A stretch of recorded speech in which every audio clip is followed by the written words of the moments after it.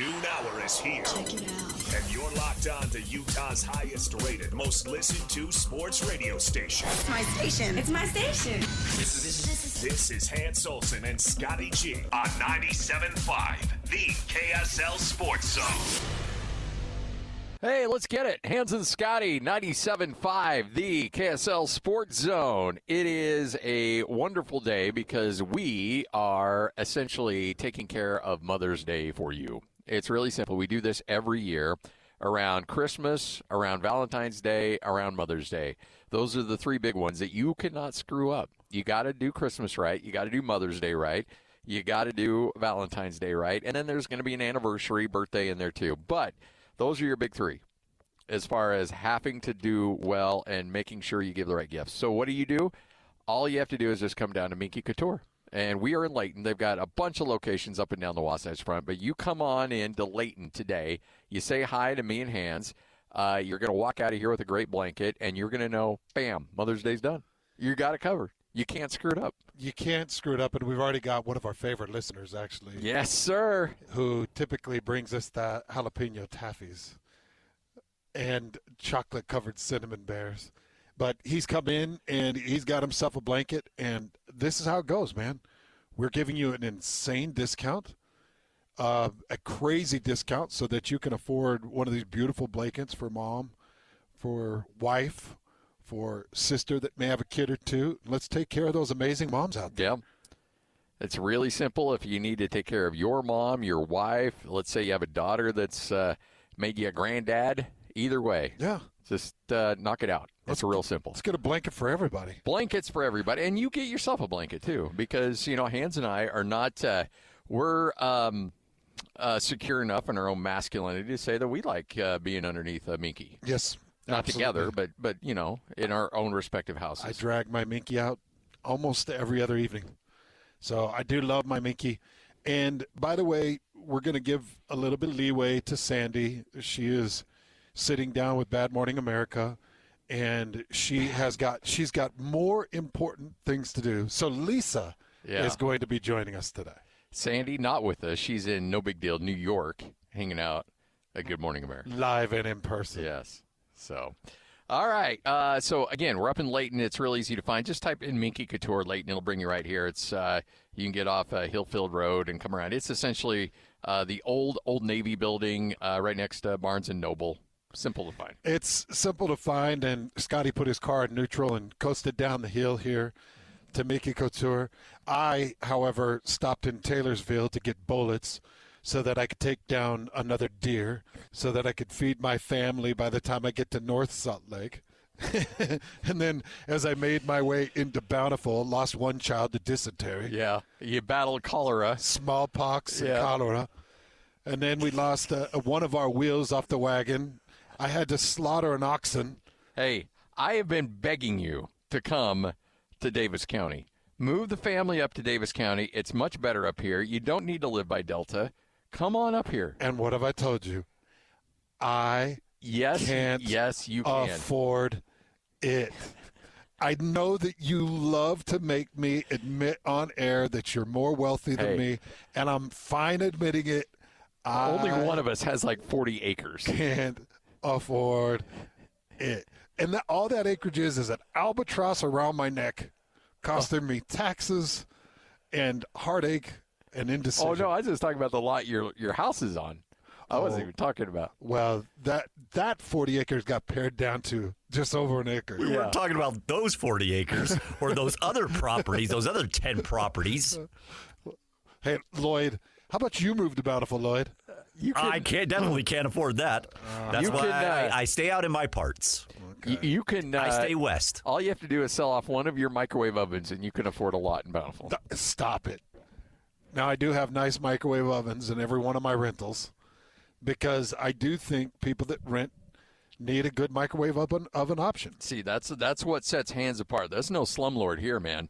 You get one of Hans' places, you're gonna be cooking those hot pockets in luxury. Well, it's more for like a Thanksgiving day when you've got the turkey in the oven and you could still use your microwave to toast up those marshmallows on top of the yams. Yeah. Like that's more what we're talking about. You need to get that cranberry cooking from the can. Boom, just pop it in that microwave oven. You're good to go. Hey, I do love this area, though. Oh, it's awesome. So do you get these jets flying around your house, or is this stay around Hill Air Force? Because they've got Hill just down the line. So But they don't go quite far enough south. no, or that high on the mountain. I'm just Or that high on the mountain. Yeah, because you and Eubank are up above the timberline. Yeah, we're up above the flight path. And I love that Kevin Eubank stops by your house with a dozen donuts and like, hey, Scotty, let's sit down and talk about our wealth together. And then we'll talk about how the peasants have to deal with the rain in the lower valleys. Just knock out a pen or two on the lathe. Anyways. To sign our checks, our big checks. Oh, okay, Lloyd. Hey, Why are you guys attacking each other? What's going on? Between the three of us, only one of us has a parking spot. Yeah, that's absolutely no, I true. actually. Yes, I do have a parking spot. Yeah, we know you do. Yeah. Because you get booted one time and you're going to bring down the whole business over it. Lloyd getting booted. Boot me and I'll sue. Lloyd getting booted in our building's parking area is the greatest story. Oh, I know. Yeah. And especially because of who did it too. Hey, by the way, did that snitch get a stitch, Lloyd? Or did you let that fly? Let's just say he won't be doing that again. Okay. That's how it should be. That's how it should be. I hope it took a while for that wound to close. Yeah, there was some internal bleeding, some damage there, but that person's going to get through it all right. Well, speaking of healing, we've got a new name. Yep. And hey, let's do some jersey talk, shall we? Oh, Let's break it down. talk about the kits. Careful. That's soccer. Oh, is that just soccer? Yeah, I think the hockey people will get really upset if you call them kits. Well, let's talk sweaters. They're sweaters. Hans and Scotty, 97.5, the KSL Sports Zone. This is Hans and Scotty G. Let's go. The lineup is set, and it's time to kick off the show with the biggest topic of the day. This is the starting lineup on 97.5, the KSL Sports Zone.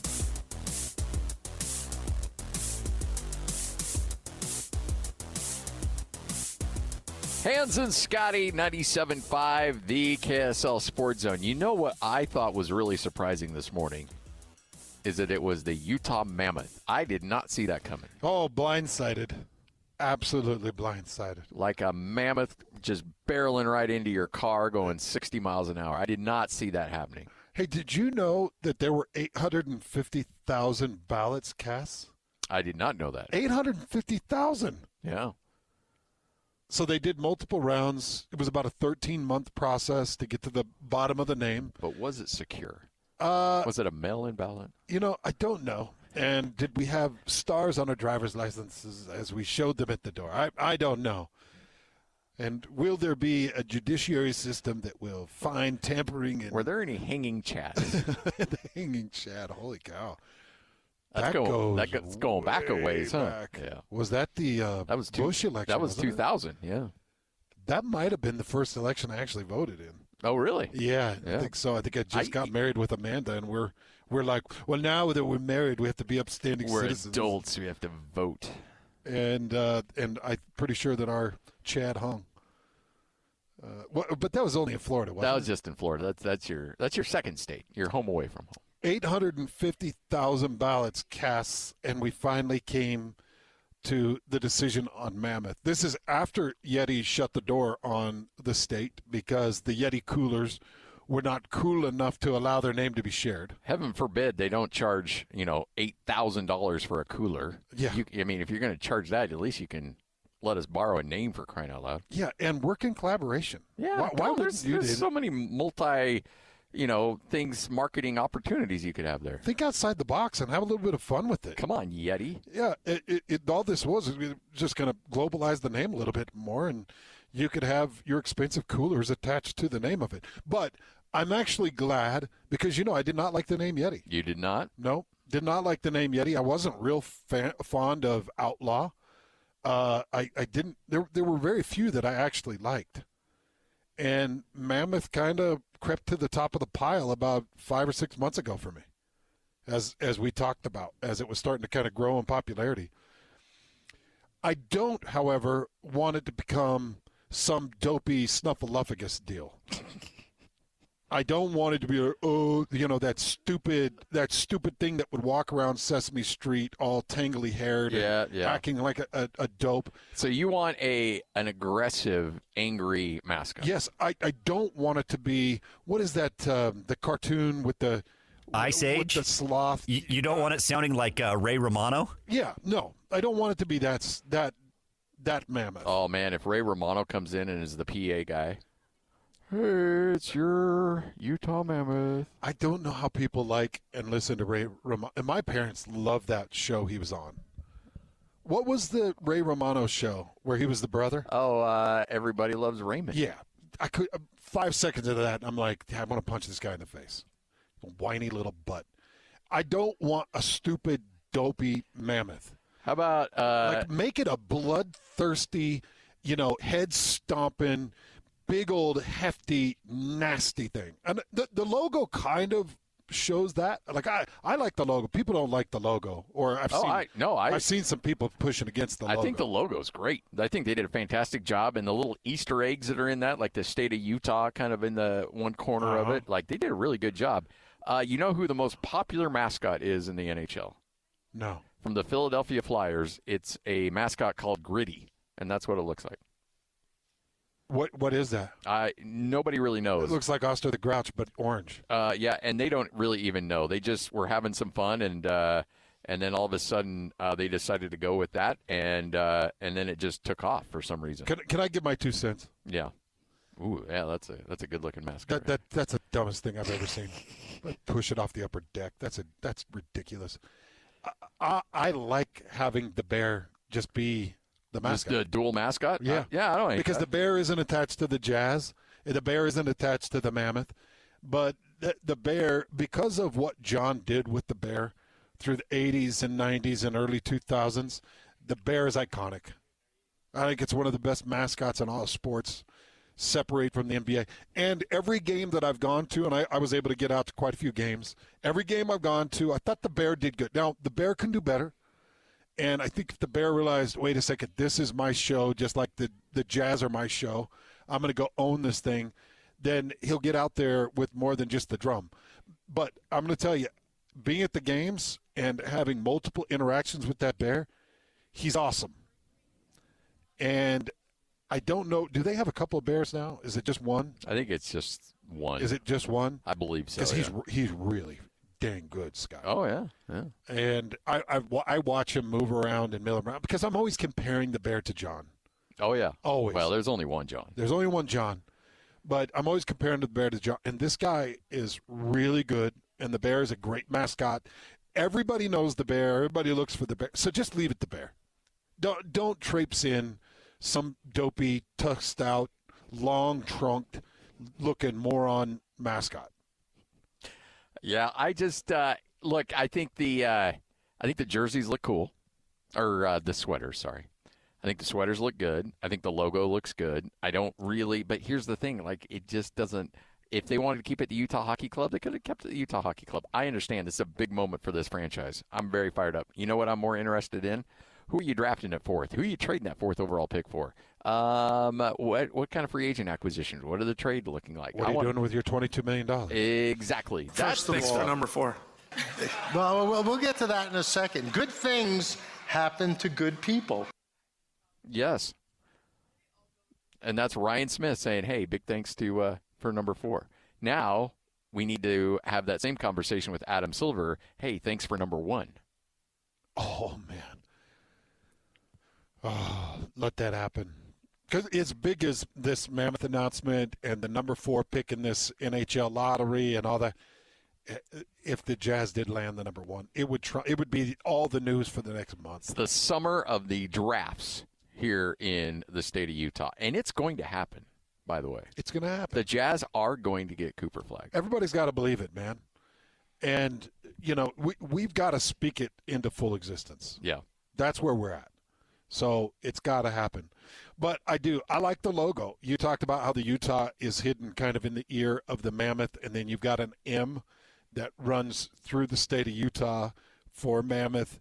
And, you got those hidden little gems. The tusk, how it kind of rolls up past the trunk, and the trunk kind of tucks down like another tusk. I just think it all looks pretty sweet, and it's tight. It's got the Wasatch Mountain that runs across the top of the Mammoth head, so you've got a little bit of mention to our mountains.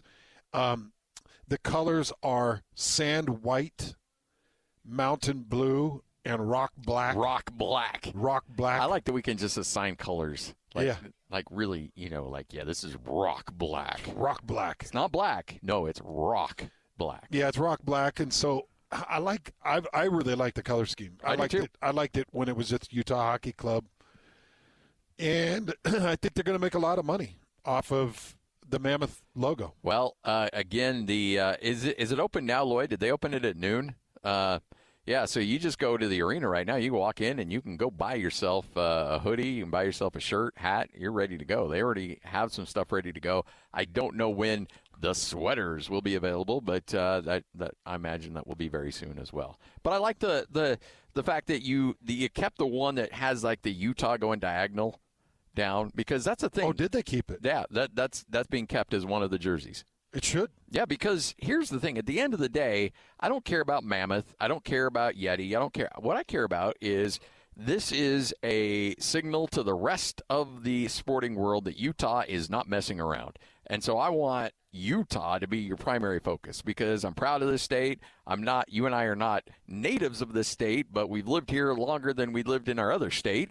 And so I consider myself a Utahn. And so, yeah, I want the rest of the world to know this is a pretty damn fine state, and that we've got things cooking here, that we've got NHL, that we've got NBA, and hopefully we'll have Major League Baseball, and we've got all this stuff going on, and the stuff that Ryan Smith keeps talking about, the youngest demographic, the business, influx of business and sponsorships, and being a bastion for entrepreneurs and businesses to thrive here. That's the important thing. Mm-hmm. And so having Utah front and center, I like that. I like it too. The secondary logo I think is pretty sweet too. Just going off that Utah down the chest. You've seen the Utah now with the tusk that sweeps through the U. Yes. I think that's a pretty good look too. So there are a couple of logoed options out there I think people are going to love. And the tusk up thing, I think it's a fun deal. I think what are they talking about calling the pit of fans the boneyard or something like that? Oh, I don't hate that. Yeah, I think they're calling it the boneyard, and there's so many different plays that you can really run off this. And then I just didn't realize a few things. I did not realize that a Mammoth could run 24 miles an hour. A Mammoth could get it 24 miles an hour, and that's kind of top speed on skates. I didn't realize that. Do we really know a Mammoth can run 24 hours? Well, they're assuming it based off of what an elephant can do. Legend says. So what they I don't remember like a Neanderthal with a radar gun being like, I clocked him at 25, Thor. Whatever, Dixon. You couldn't see past your brow. I think, actually, what they did do is they took the average speed of an elephant, and then they took an elephant skeletal system and compared it to the Mammoth skeletal system. They said, well, we got to probably take off a half mile because of the drag of the hair. Yeah, oh yeah, and the tusks aren't very aerodynamic. No, and the tusks weigh more on a mammoth than they do on an elephant. Yeah. The mammoth tusk. And we all know if you've had a Pinewood Derby, you don't want a lot of the weight in the front too. You gotta have that centered. So that would slow it down. I thought you wanted front weight on a. No, you gotta have it balanced. Actually, you want a good balance. So you put your car on your finger, and then you want it like at the 3/4 mark, and it needs to balance there. Okay. Can you graphite or no? Oh yeah, absolutely. Because back in the day, they used to check to see if you had graphite. Well, no, you put the little powder. You put that powder in there. The graphite powder. Yeah, that's legal. But there's a lot of other things you can do to cheat. Like what? Motorize it? No. It's just there's a nice black market of wheels that accelerate a little faster than maybe. Is that true? Oh yeah. You can't EV your Pinewood Derby? You can't EV it, no. But there's some other workarounds. Which you haven't done, right? Oh, I fully admit I cheat like crazy. Do you really? Oh yeah. No, my kids, we're not finishing. I've always wondered why every one of your sons won the Derby. Oh, yeah. No, the first one we did, our car couldn't even finish. It was so badly built. And at that point, and my son looked at me, and he had that look of like, you failed me as a father. And so at that point, I'm like, I will never lose another Pinewood Derby. Will never happen. And so we cheat like crazy. My kids don't know that. They are not accomplices. Okay? This is me. I took control of the build. I took control of the stuff that you can buy on Amazon. You took control of the sin. I took control. It is on me. The sin is on you. It's on the father, not on the children.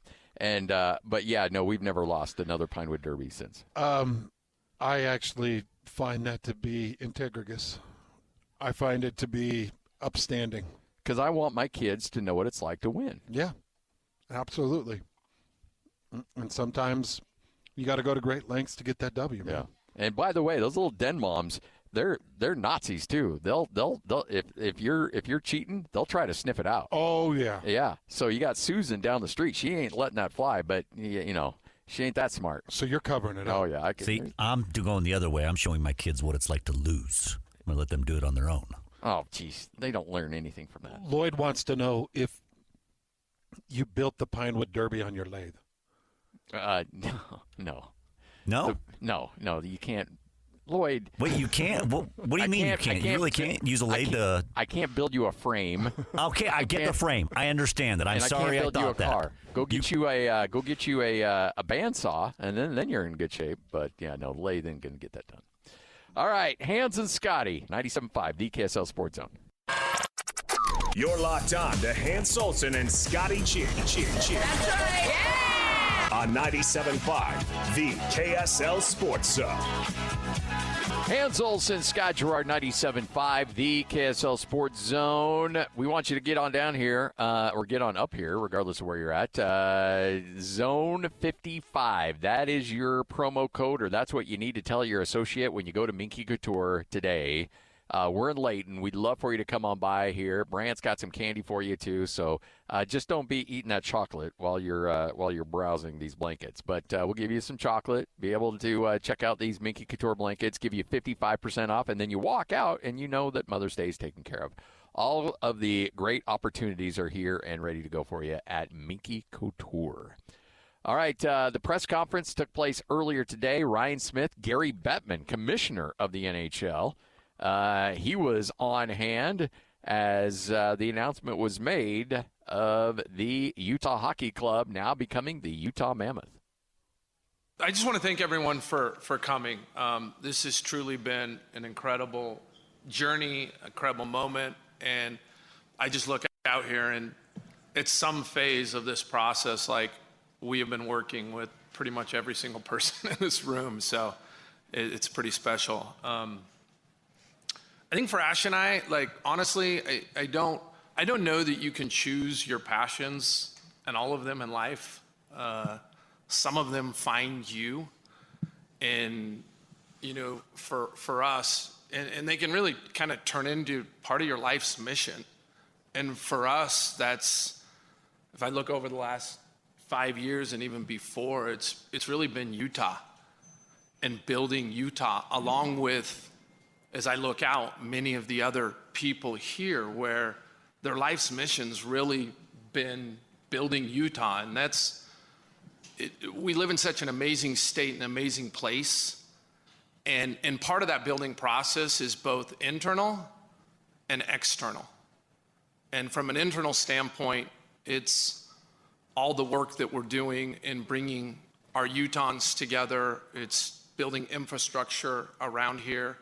And there's a lot of people in Utah that are working on that. And it's humbling to be a part of that. And sports really magnifies that and brings that together.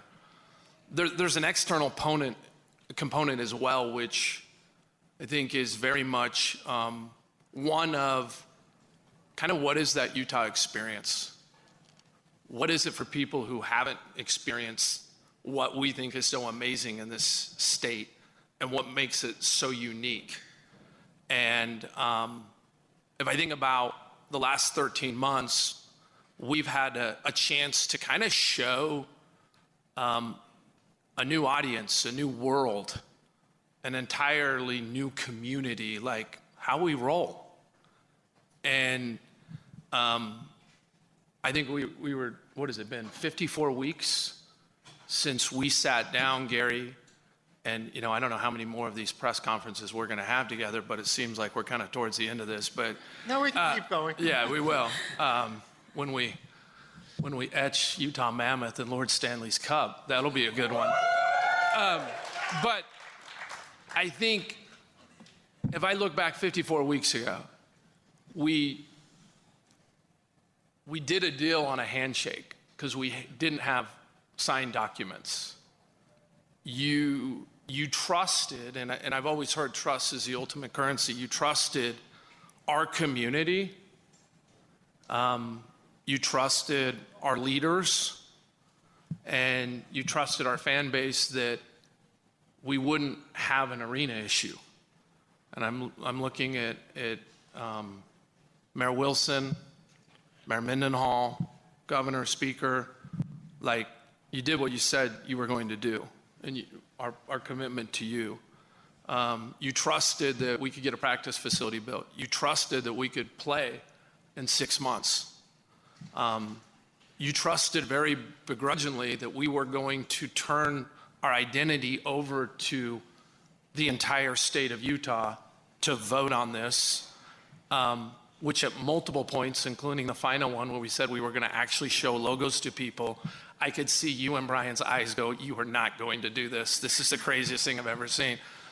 And, with nearly 1 million people opining on creative design, which seems like an absolute disaster, you said, all right, we're going to roll with this. And so I think, first of all, thank you so much for trusting our community in Utah, because that is something that I'll never forget. And I think if there's something that we hope came out of the way we roll in Utah, it's that we do what we say we're going to do. But there's one thing that we haven't really had to trust. It's something that we knew, and those in Utah know it, that Utah shows up. And I think Utah has shown up at every single part of this process. And so, look, we couldn't be more excited. We're humbled from Ash and I. This is our mission to continue to help build. These marks are representation, and they will be iconic out in the world for those who have never experienced us. There's Easter eggs about Utah buried in all of them, if you can see that. And Tuss Up is really a rallying cry. I mean, it's already been used by over 10,000 different times, and it's going to be how we're known. And this whole thing's come together, but this entire identity has been chosen by our community. And I don't think people thought we would actually go for it, but we did, and we landed in the spot that we're pretty excited about, and we know that the community wanted because they chose it. And that's what this whole experience is about. It's Ryan Smith. He and Ashley Smith, the owners of the Utah Hockey Club, now the Utah Mammoth. Gary Bettman, the commissioner of the NHL, as you heard in attendance, here was some of his comments. First of Thanks all, for number 4. Well, we'll get to that in a second. Good things happen to good people, and luck and skill and execution and vision and passion have always been on your agenda, and it's great to see good things happen to good people, and the two of you and this entire community. As I sit here, I'm having a bit of a deja vu moment in a good way, because every time I come here, and it's now been at least 3 times in the last 54 weeks, we're celebrating, and celebrations are fun. It's what makes life great.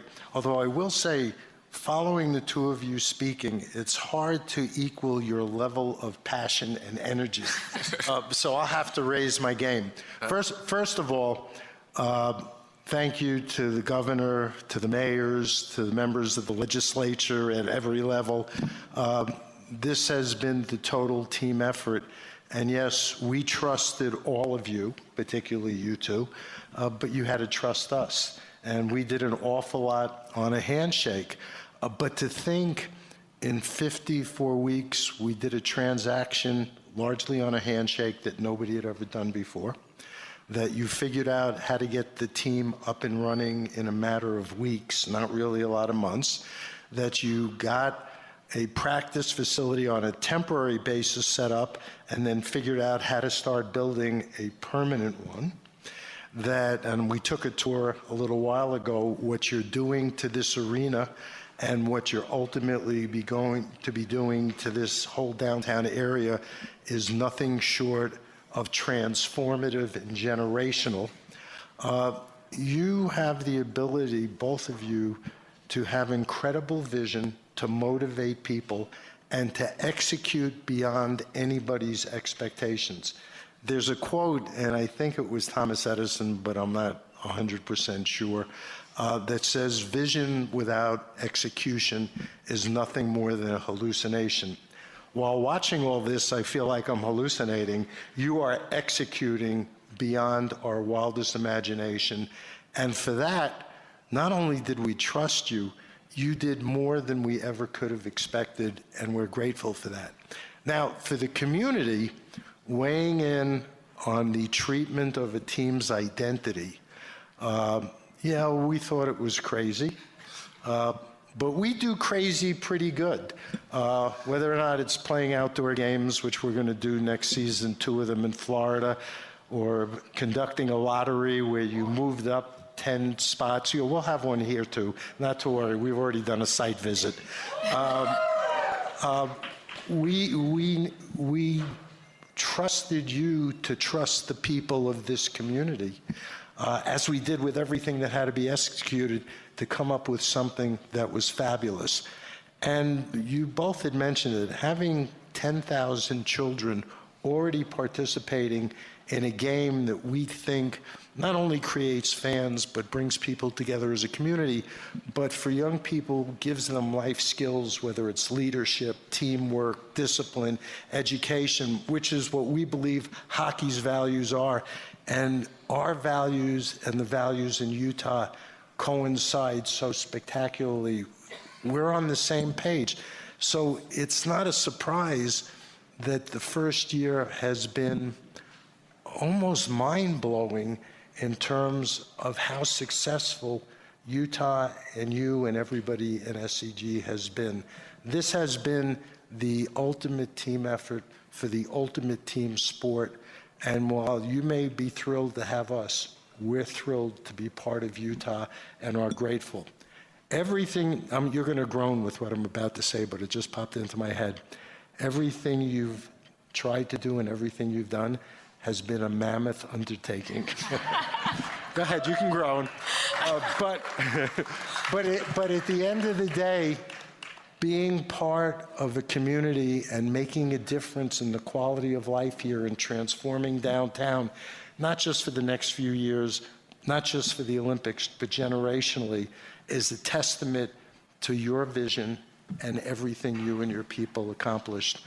We are grateful to be here, and congratulations on what we think is a spectacular name, logo, and treatment.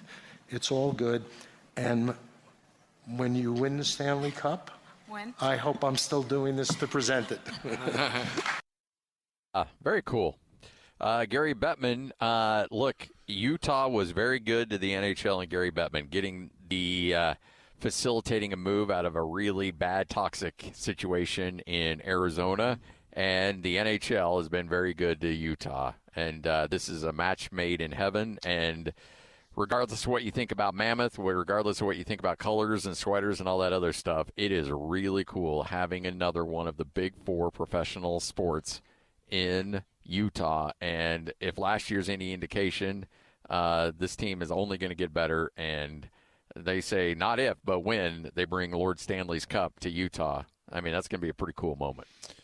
It's going to be a great moment. And, I think about a couple things. You think about how ridiculous it is that you start a logo, you start a brand, and that logo and brand dies because you don't care for it well, and the community doesn't care for it well, and the whole Coyotes, everything is dead.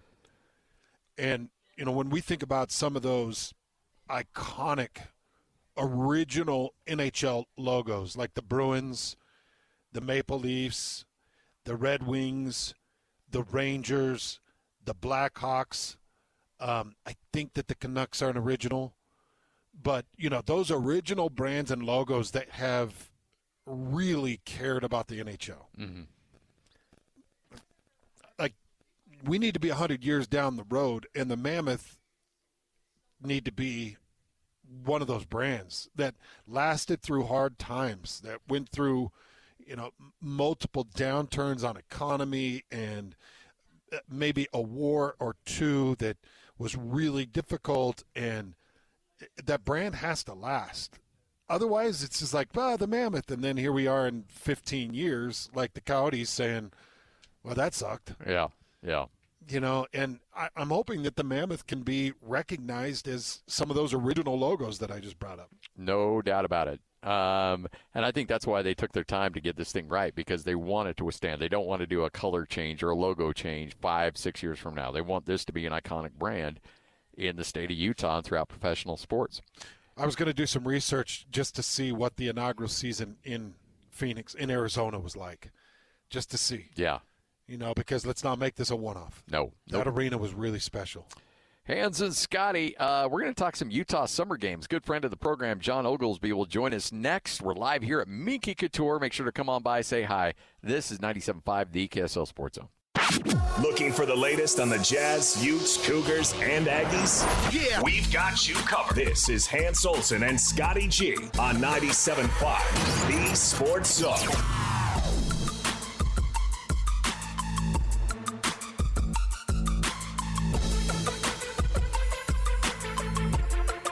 Hans and Scotty, 97.5, the KSL Sports Zone. Hope you're all having a great Wednesday. Remember, Mother's Day coming up on Sunday. We're going to talk to Lisa here in a bit about Minky Couture and all the great things you can get at Minky. We're up in Layton. We'd love for you to come by, hang out, and you can walk away with one of those blankets. But we'll talk to Lisa about that coming up here in just a moment. John Oglesby is going to join us in just a moment. Longtime friend of the program, the now executive director of the Larry H. Miller Utah Summer Games. I've known John for a long, long time. Oh, he's the best. Good of a human being as you'll ever find. He is the best. And these Summer Olympics are going to be awesome. And Scotty and I are taking a road trip. Yes, we are. We're going to be down in Cedar City. Yeah, this is something that Scotty and I have been wanting to be a part of for a long time, so we appreciate John and everybody for thinking about us and getting us down there. Excited to be a part of it. Yep. So we'll talk to John coming up here in just a moment as they have partnered up with the Raiders. How do you feel about that?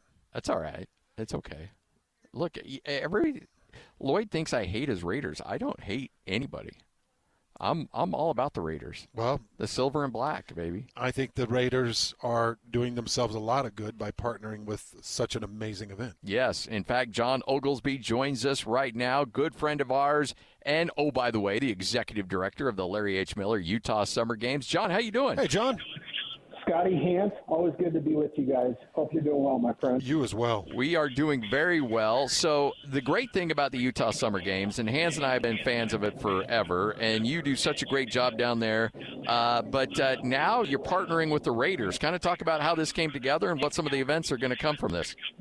Yeah, so just really the right place at the right time, fellas. I mean, that's, you know how that goes in life. And so getting the opportunity for us to visit with the Raiders, see what they have interest in. They have big plans and want to get the state of Utah involved very much in what they're doing as a franchise.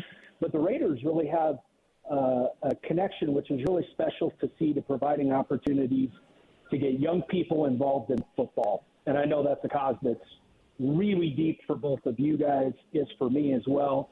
And their investment in saying, hey, we want to help sponsor and help promote a 7-on-7 tournament on the tackle side. And then also they're trying to help girls flag football, which is one of the fastest growing sports in the country, to continue to grow in the state of Utah. And they said, hey, we want to try to find a way to work together. And it's been awesome to see their investment in creating a first-in-class experience for high school players and kids in the state of Utah. And then we're hopeful that grows to get kids from other states to get involved as well. It's really been gratifying to work with them. So, John, let's kind of give a clear-cut idea of the events and what all takes place so people understand what this is about.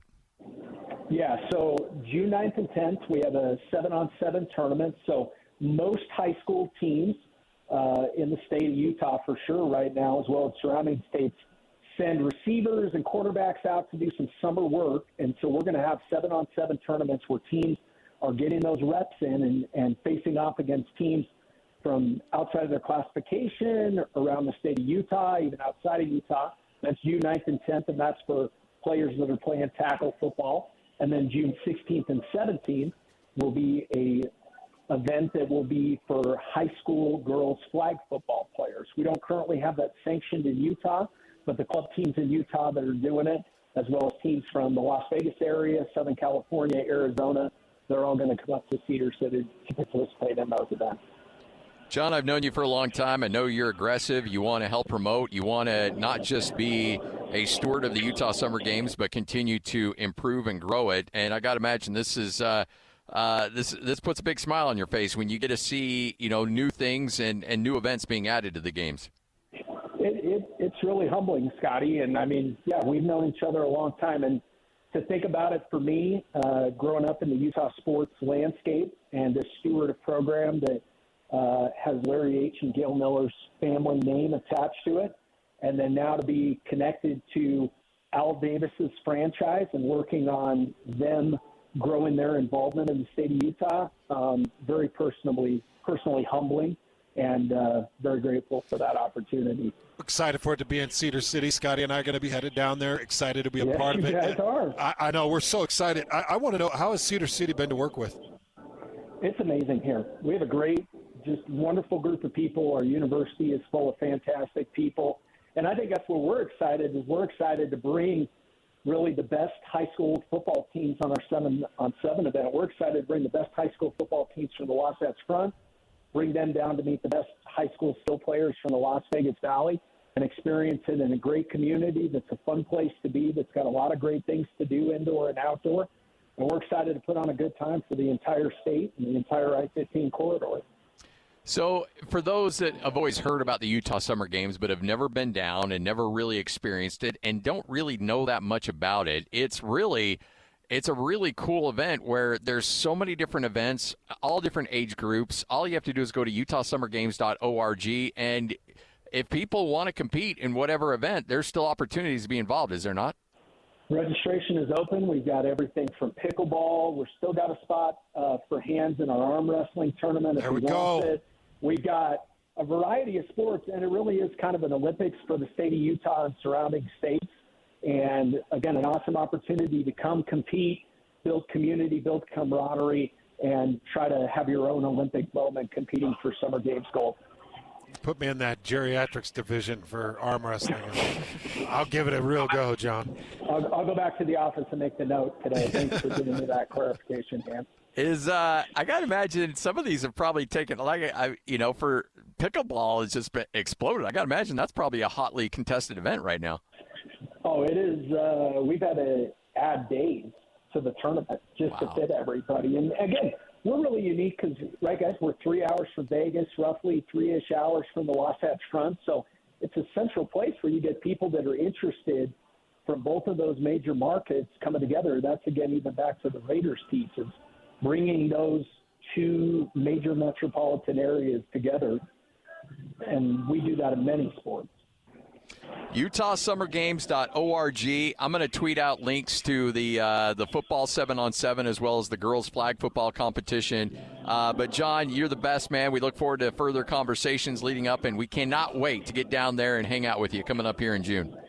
We're excited to show you guys a good time, and thanks for having me on, fellas. Hope you're well, my friend. Thanks, John. You got it. One of the best dudes you'll ever meet. John Oglesby, helping run the Utah Summer Games, the executive director of the Larry H. Miller Utah Summer Games. You and I will have a blast down there. Yeah, we will. I know we're going to be down there for a couple of days, and rightfully so. I don't know if there's a better way to spend a couple of days throughout the summer. And hanging out in Cedar City. Yeah. I mean, it's warm. It's not got the oppressive Vegas heat, but it's still warm. Or It's St. great. George heat. Yeah. Yep. It's still up in the mountains. We're about the same elevation in Cedar City as we are right here in Salt Lake City. 97.5, the KSL Sports Zone. Number one. Miss any part of the show? Every moment of every show is available in podcast form by searching Hans and Scotty on your favorite podcasting platform or online at KSLSports.com. This is Hans Olsen and Scotty G on 97.5, the KSL Sports Zone. Hans Olsen, Scott Gerard, 97.5, the KSL Sports Zone. The NBA playoffs roll on, and joining us now is Kurt Helin, NBC Sports Pro BasketballTalk.com. He's forgotten more about the NBA than you'll ever know. That's why he's kind enough to share some of his immense wisdom with you, the common peasants out there. Kurt, how are you? Kurt. Well, that drastically I'd like to think I forgot it at the bottom of a Scotch bottle or somewhere good at least.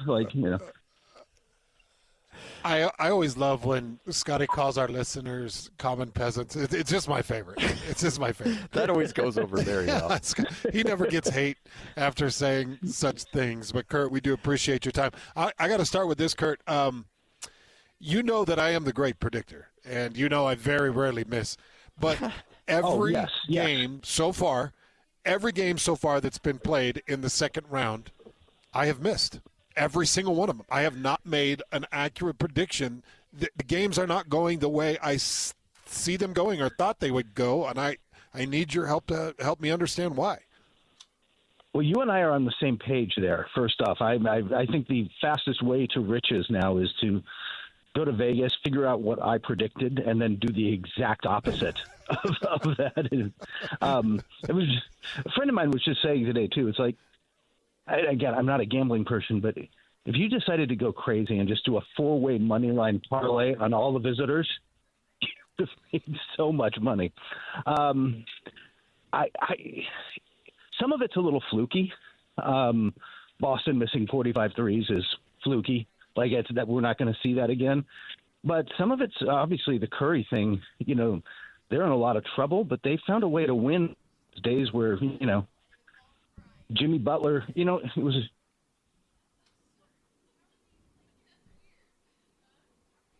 Think we may have lost Kurt there for a moment. Oh, there we go. Oh, wait, sorry, you cut out there on us for a second. Sorry.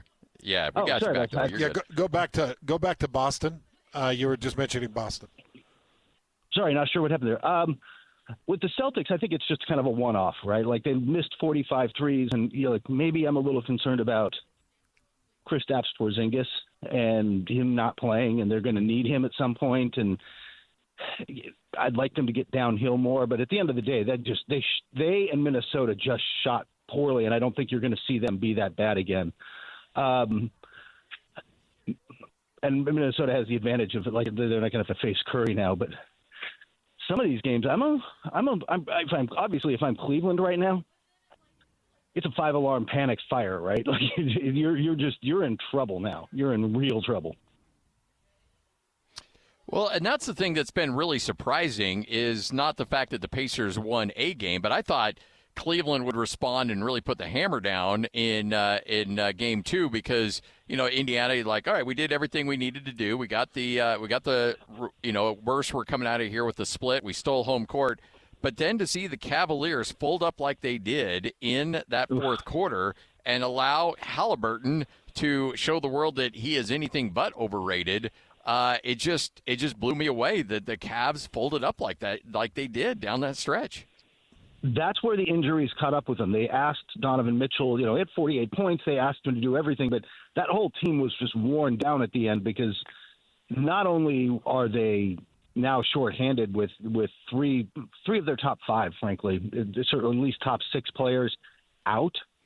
But Ty Jerome has just been horrible this series. And they're just not getting good performances from their guys. And it opened up, they were just worn down and it let the Pacers come back in. But now, you guys know Darius has turf toe. Darius Garland they miss him dramatically, just getting the ball up the court and getting into their sets, let alone his scoring.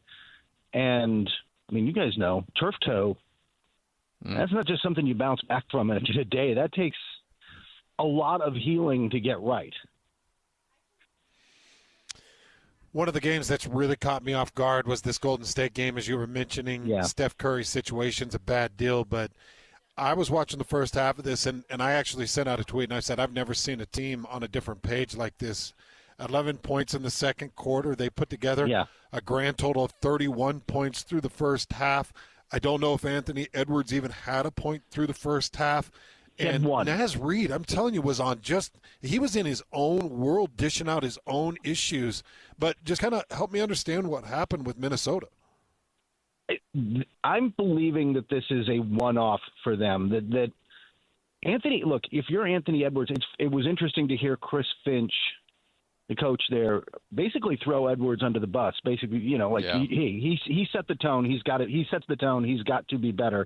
And I think Edwards would agree with that. But it's also, all right, Anthony Edwards, if you want to be one of those top 5 guys in the league, if you want to be the face of the franchise, if you want to be one of those guys who ends up on an MVP ballot, this is where you earn that money, man. This is where that reputation is made. And he was 0 of 10 or 0 of 11 to start the game, 1 point in the first half, and he ended up getting some at the end. But that can't happen again. I also don't think it's going to. And also, that was a bit fluky from the Warriors. I mean, Draymond Green hit 4 threes, guys. Next game, I will let him take all the threes he wants again, right? That's just not going to be just everything fell. But I did enjoy the throwback of 2018 Jimmy Butler grabbing a bunch of scrubs and going up against the Timberwolves starters, and then just basically, like that practice when he was trying to get thrown off the team and or get traded and was trying to just force his way out. It felt like that. I'm just going to take these guys and we're going to beat you. So when you look at the fact that you got Steph Curry, who missed a good chunk of that game and then is out for the foreseeable future, you might be able to withstand it one game, but I can't imagine you can go a series like that, right? No, and look, they only scored 99 points. They only won that game. Look, I don't want to say they didn't play good defense. The Warriors played good defense in this game. They played good defense the second half of the season once they got Butler. But this, again, was just a bad performance from Minnesota that I don't think you're going to see again. And I don't see how –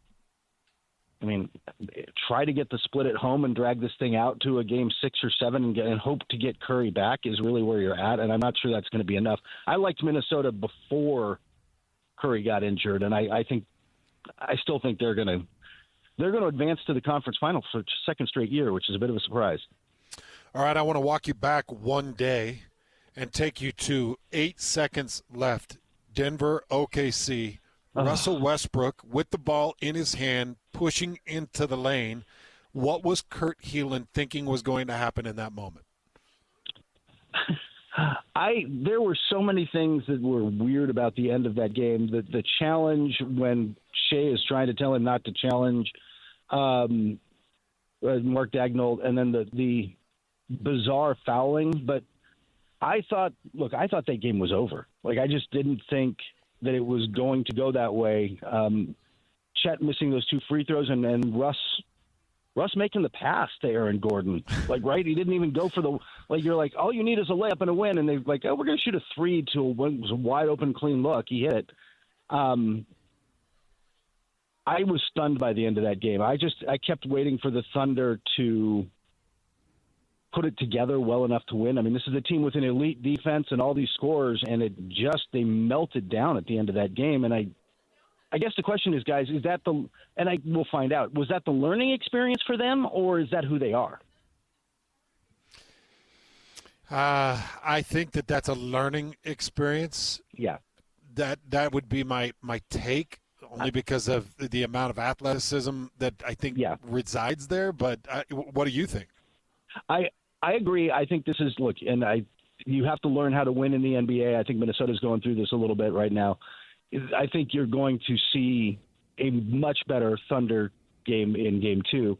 But it comes down to what we've talked about this. I wrote about this going into the playoffs. Shea had 33. Shai Gilgeous-Alexander had 33. They made him play in a crowd. They geared the defense up to make things difficult for him. And Chet Holmgren was terrible at the end of the game and really didn't have a good game overall. Jalen Williams was 5 of 20 and couldn't buy a bucket for a long time. Those are the guys who have to step up. Every team can make it difficult on your star. And look, the Celtics have a ring. Jason Tatum's their best player, but Jaylen Brown was the MVP of the conference finals and NBA finals because when the defense is loaded up on Tatum, Brown stepped up and made plays. That's got to be J-Dub. That's got to be Jalen Williams and Chet Holmgren. They have to step up and do that, and starting in game 2, or there's some now serious reconsideration that has to go on in Oklahoma City about what they actually have. Well, and that's it's interesting when you look at, I mean, when we grew up in the NBA, it was, okay, you know, the Celtics were kings, and then Detroit had to get through them, and then Chicago had to get through them. And then, you know, there was always a progression of things. And it seems like in this day and age, we don't want to wait for the progression. Is Oklahoma City good enough? They just need to wait for their time. Or is this one-off thing? You know, that because sometimes we overreact so much to a loss in a playoffs that sometimes it's just like, let these kids grow and mature. They'll be just fine. Yeah, I think there's some of that, but I think they won. Not only did they win 68 games this year, but remember they lost in the second round, and I think learned some of these lessons last year and came back with Isaiah Hartenstein, who didn't have a great game, and Alex Caruso, who absolutely, frankly, Aaron Gordon misses that shot at the end, and we're calling that the Alex Caruso game. He was fantastic in that. Yeah. He was brilliant in that game. But I think it's a learning experience. I think they're ready and bounce back. And I also think, man, if you win 68 games and you've been the number 1 seed 2 years in a row, and you don't make it to the finals, if they make it to the finals and they fall to, you know, Boston or whatever in a 6 or 7 game series, that's still successful. But if you've won 68 games and you were the 1 seed 2 years in a row and you don't make it to the finals, now that's not successful, gentlemen. Yeah. that is a conversation. They have the tools to they have the ability to kind of rework that roster however they want. They got a ton of picks and young players and flexibility, but it'd be interesting to hear some conversations around Executive of the Year Sam Presti after that one. So, Kurt, some big news dropped on us here earlier this week, and it's kind of wild but kind of expected, and I want to get your thoughts. Had you heard Will Hardy's name rolling around multiple other organizations, one potential other organization, or is this all just the Jazz feeling like Will is their future and they want to keep him till 2031? Look, first off, I do believe the Jazz think Will Hardy is their future and they want to keep him around, but I absolutely heard his name mentioned with the Spurs. That was somebody in their family that they felt like if they were going to look around, and they went with Mitch and stayed in house. And I don't know that they reached out to him. They are a franchise built on continuity, and so keeping Mitch. I'll be honest with you guys. The reaction around the league was kind of a shrug to Mitch Johnson. Like, I don't think anybody thinks he's a bad coach, but I'm not sure everybody's convinced he's good. And we just don't know, by the way. Like, he didn't have a training camp. That was got thrown into a funky situation. Then they trade for De'Aaron Fox and Wembanyama goes down. But I had heard Will Hardy's name tied to the Spurs, that is a coach they were absolutely interested in. And if Mitch is a placeholder for a year or two until they find the right guy, you're better off locking up Will Hardy and not letting that linger out there. Yeah, for a team that had the worst record in the NBA, I think they had that. You had a head coach that had some leverage, and it was certainly smart of the Jazz to lock him down as long as they could. And he's highly respected. Like, everybody really likes the work he's done. He and Jordy Fernandez did the best with a front office just cutting their knees off all season long. I'm glad you used the term knees because there's some other terms that could be used knees. there. We're going with knees. Yeah, for sure. I'm classy like that. Yeah. Hey, so draft lottery coming up on Monday. Is there any good juju out there that we could send the Jazz way? Because we'd really like to bring you on every week talking about the latest with Cooper Flagg next year. Yeah, I'm wishing the best for you guys on that one. It's so funny. I got I got an email. I get, pitches from PR agencies promoting whomever all the time. And one of the betting sites out there, so we ran the lottery through ChatGPT's AI and had it run it 10,000 times. And here were the odds. I'm like, wow, you know what they came out like? Pretty much the exact odds that come out of if you run these numbers 10,000 times, you know what it's going to look like? The numbers, yeah. It's different when it's one-off, but I think their chances of landing, man, I just feel like this is going to be a good one for them. If even if it's not number one, and I hope you hope it's Cooper Flag, but even if it's not, there's some really good names in that top 3, top 4, frankly. I think the top 4 are all going to be very good and at least give you a foundational piece to go forward, whether it's, Bailey or Edgecombe or why am I going blank on the other one? But Hunter. Harper, thank you. But we'll see. At the end of the day, it's a pretty clear number one. Does OKC cover 10.5 tonight, Kurt? Oof. That's the line. That's a big number. That is a big number. It's a huge number. That's a really big number. My gut is, by the way, they were 10.5, and so was the other game. I want to say. Knicks and Celtics are 10.5 Knicks too. And Celtics, and the Celtics is kind of easy to see because there's so much variance with their 3-point shooting. But I think you get a much better Oklahoma City game. Like I said, I think. If you're prop betting this thing, I'd take the Jalen Williams overs. I think he comes out and tears them up. You're going to get a Jalen Williams game.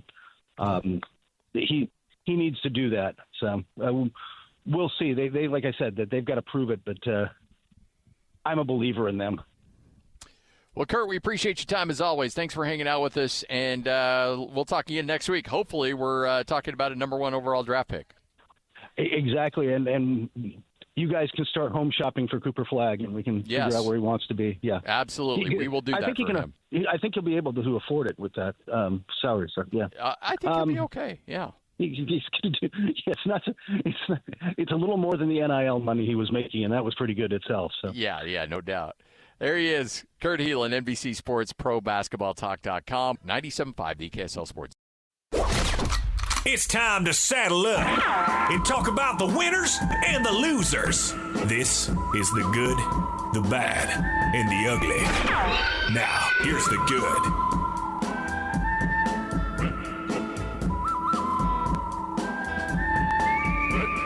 Hey, Hans and Scotty, 97.5, the KSL Sports Zone. Out and about today, Minky Couture. Come on by, hang out. We're in Layton. We want you to stop by, take advantage of some incredible savings. Today, you're going to get 55% off these Minky blankets. 55% off. Now, tomorrow, you'll still get 50%, but you're not getting the 55 after today. All right, Hans, let's start with the good. Buddy Hield's feeling pretty good about himself right now. Well, this is funny, man. These two are cracking me up. And, of course, new acquisitions, both of them for Golden State, Buddy Hield and Jimmy Butler. And they've been having a blast in these press conferences. They sit down, kind of rib each other, throw a couple of comments back and forth. And this one cracked me up because apparently in the locker room there's Batmans, there's Robins, and then there's a bunch of side players. And Buddy Hield wanted to be Batman. Jimmy Butler wouldn't let him be. Welcome to the big Buddy and Jimmy.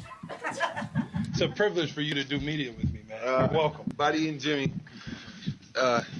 We haven't done nothing yet. Draymond declared that tonight Jimmy became Batman and Buddy went from Alfred to Robin.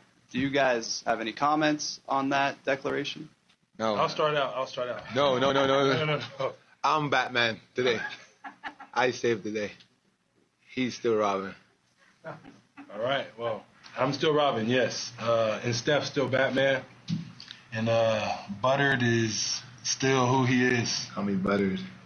Okay. But you had another good game, man. Except for that stupid thing you did at the beginning of the game when you have on the right shorts.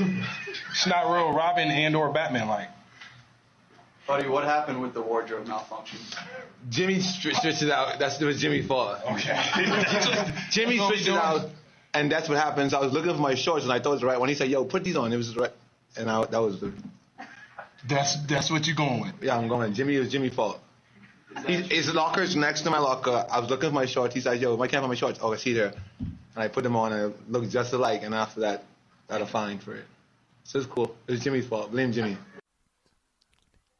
You know, you'd love to hear these guys go back and forth, and you'd love to hear the personality.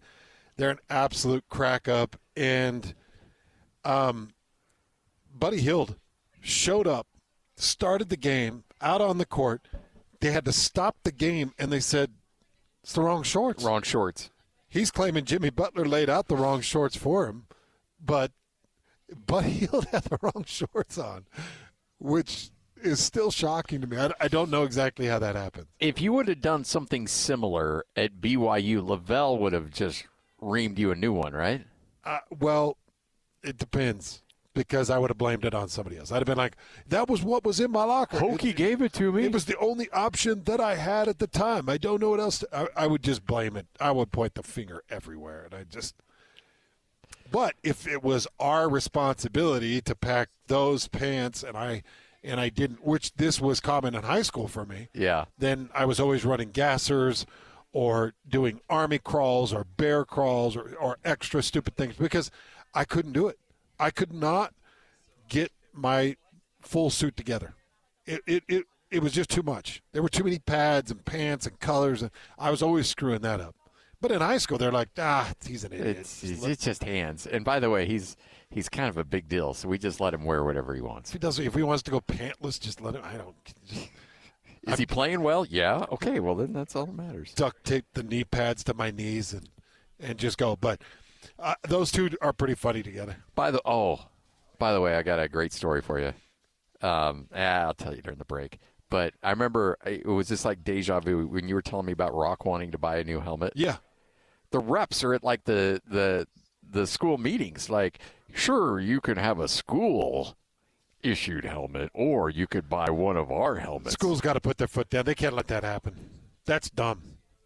This guy wanted $850 for a helmet. That's dumb. I want to remind everybody, there are some big hitters in school, and hitters are getting bigger and bigger, but you can use a base helmet in high school, and you're going to be absolutely fine. Well, and so I was talking to this guy, this rep, just to try to see how you can justify spending almost $1,000 on a helmet. And he said, and so I pointed to my kid. I'm like, well, he's 13. He's kind of in the first quarter of puberty right now. Like, what happens?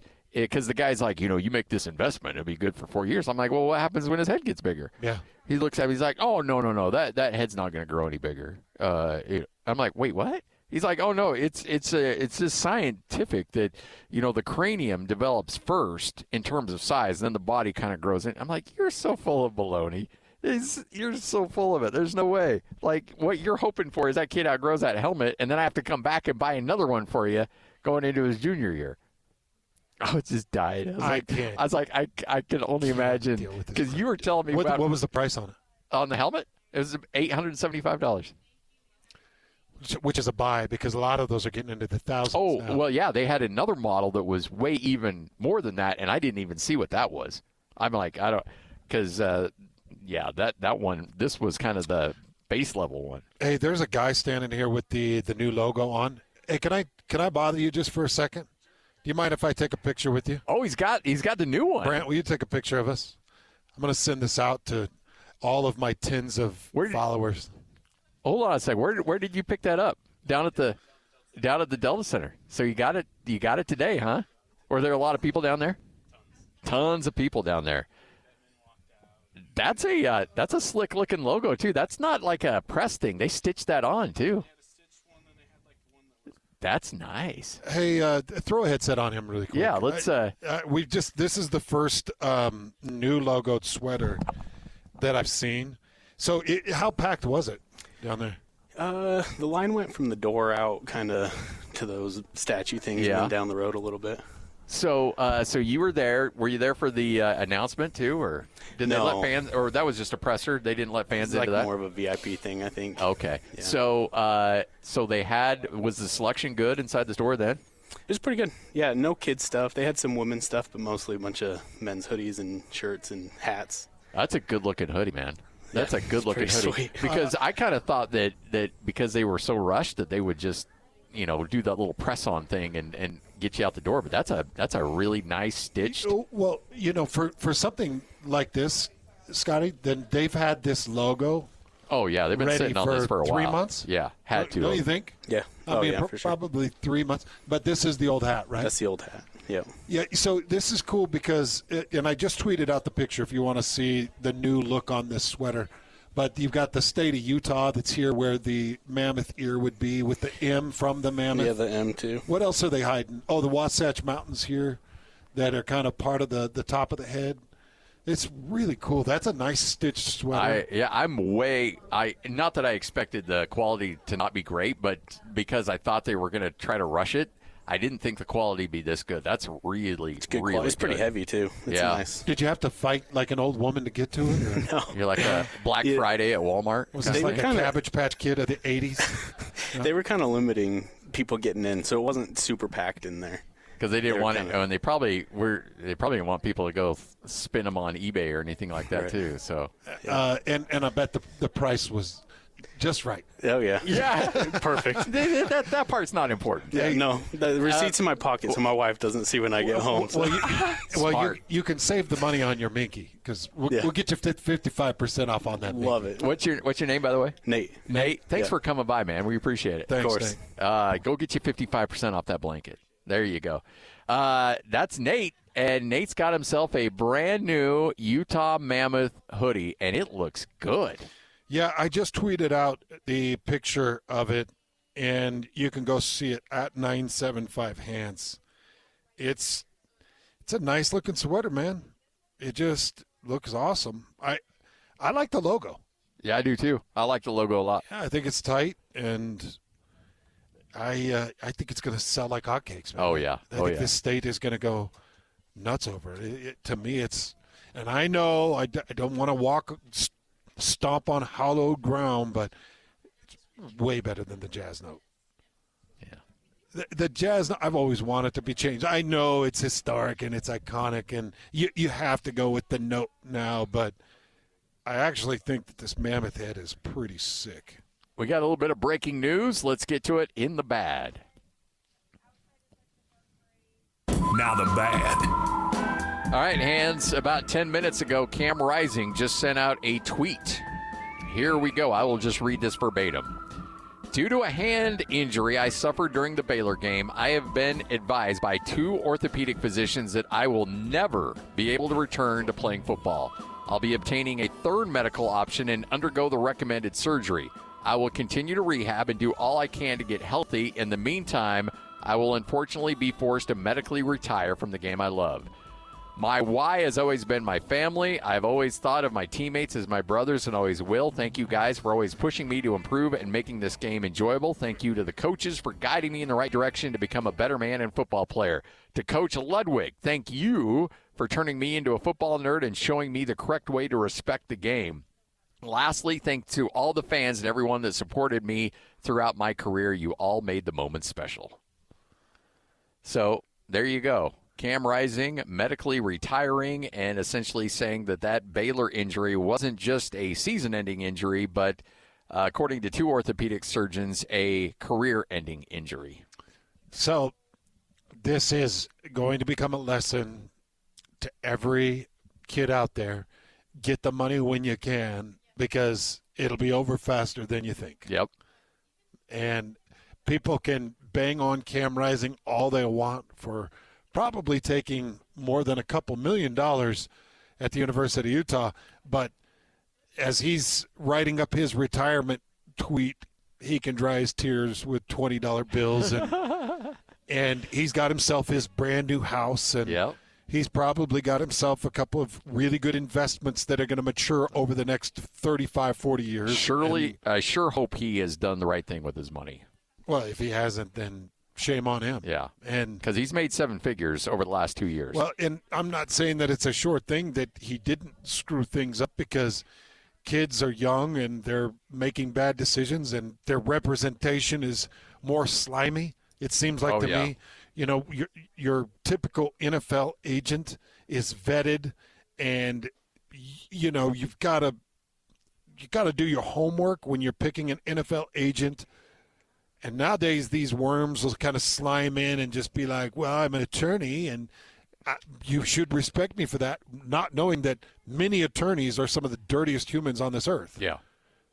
There's a lot of good ones. There's a lot of great ones. There's a lot of dirty, slimy ones. Well, I think the NFL makes agents have to be certified with the NFL. Like, there's qualifications. For you to be an NFL agent, you have to sit certain qualifications the NFL makes you, and they cap you at 3%. You can't make any more than that. You and I can say, hey, guess what? We are not only hosting a radio show, but we are now agents for any college football players out there. Sign up with the Hans and Scotty agency. And you and I can go in there and say, hey, yeah, we're representing Joe Schmuckatelli, and he is going to get this much, or we'll shop him somewhere else, and they give him that, and you and I will carve off 20% or whatever we want. There's no qualifications or anything like that. It's sad. But Cam Rising, love him or hate him, the guy brought you a couple championships. Yeah, he burned a couple of years, and there's no question. It was horrible and miserable, and hopefully Utah can recover more quickly than a lot of organizations might suffer from something like this. But Cam Rising did a lot of good for the University of Utah. Yes, he did. Hans and Scotty, Whole World News coming up next. Span the globe for the hard-hitting news you care about. Well, not really. But hey, at least we found it interesting. This is Whole World News on 97.5, the KSL Sports Zone. We've got the whole world in our hands. You got the whole world in our hands. We've got the whole world in our hands. We've got the whole world in our hands. We've got the whole world in our hands. You got you and me, brother. Hans and Scotty, 97.5, the KSL Sports Zone. What was our guy's name that bought the, was it Nate? Shout out to Nate for coming by. Yeah. With that hoodie. And shout out to everybody down there that's purchasing the new Utah Mammoth gear. You guys are making a real sacrifice, a very large sacrifice, getting into that line and waiting to spend that hard-earned money. Yep. But the logo is sweet. I did tweet a picture of it so you can see the new sweater. And apparently this particular sweater comes with an air conditioning unit, 2 flights to anywhere, to any away game, and season tickets, because it just seems right. That is a quality-made hoodie. It is. Yeah. Great quality. And by the way, you follow Hans on Twitter at 97.5Hands. You can follow me at Scotty G Zone. You can also follow Lloyd at Lloyd Cole Zone and all of his inappropriate language that he tweets out. Well, which is, it should be monitored, and there should be repercussions, but there's not, because he's the boss. Yeah. All right. This story is just shocking, and I can't even believe it's true. And if I didn't have the officer's body camera footage, I wouldn't believe it's true. So I read this story this morning. A 55-year-old Akron woman was arrested May 5th and charged with multiple drug offenses after a raccoon was discovered in her vehicle smoking a meth pipe. Wait a minute. The raccoon was smoking the meth pipe. Right. I thought I read it wrong, but then I watched the officer's body camera footage, and here he is on the traffic stop. Hi, how are we doing today? I'm Officer Brandon, Springfield Township Police Department. Okay, stop it, Josh. How are you? So the reason I stopped you is you are suspended with a warrant for your arrest. I am? So do me a favor, turn off the car, put the keys up on the dash, detain you for that warrant, and because you are suspended actively. Oh. Hey. What? Come here. Hello? The raccoon has her meth pipe. As what? Oh, my God. Her meth pipe. He's playing with the meth pipe right now. No, don't reach for it. That's evidence now. Oh, I don't want him to have that. That's why I'm going to do it. Hey, buddy. Huh? It's okay. Okay, you're on. He'll be here in 2 minutes. I'm right across from my office. Is that what that is? Yeah. Okay. This is what she's smoking meth in. Okay. The raccoon's playing with her meth pipe. All right. Oh, there's no way. He's trying to smoke it. All right. Thanks. There's no way. All right. Enough fun and games. Here. Yeah. Huh? Oh. Yeah, he's on his way here. Keep an eye. She was trying to take the meth pipe out of the car. Just keep an eye on her real quick. So the footage shows the raccoon. He's sitting in the seat. There's two dogs in the back. They're best buddies with the raccoon. They're only busy with cocaine. But the raccoon is fiddling with this pipe on the video. And this guy's like, that's the officer speaking. He can't even hold himself. He's just laughing because he's like, and the raccoon takes the pipe and puts it up to its mouth. And it's literally got the pipe smoking or puffing in its mouth. And it's a meth pipe.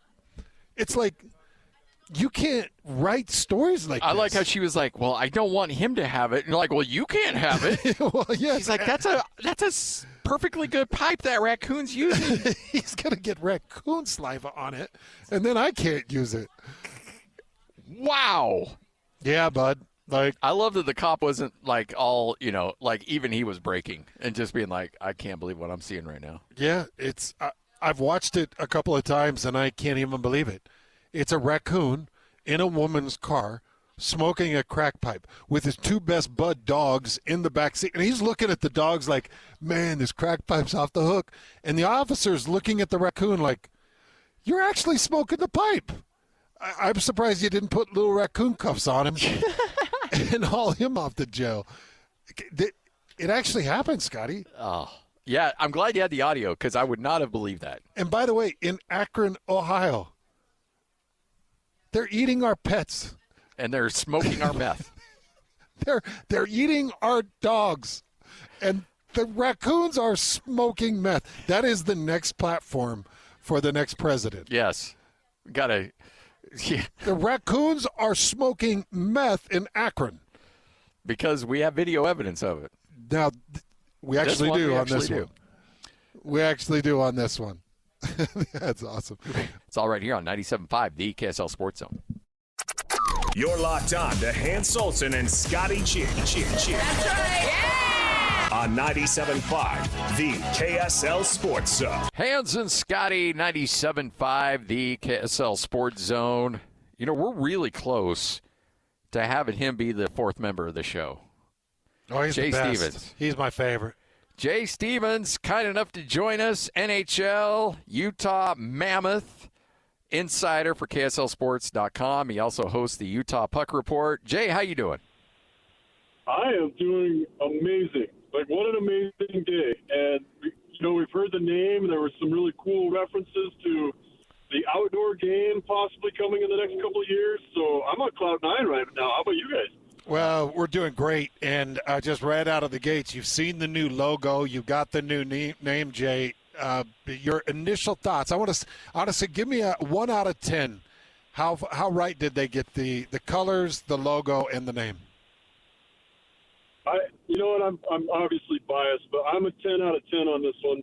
I'm already wearing the hat. I bought 2 new shirts, 2 new hats. And I'm planning on getting a tattoo tomorrow, man. I'm in. I'm 100% behind the logo. I truly believe it matches Utah. And you guys saw that video? Oh yeah. Like it ties it all together. I thought they did an amazing job just showing that. Yeah, 1, Utah voted on it. 2, it makes sense for Utah. And 3, with the color scheme, it just fits and something everybody can get behind. Jay, if you're serious about that tattoo, let's get it done in studio, maybe. Yeah, we could see if we could get the studio to sponsor it, and if we would prefer it on the small and lower part of your back.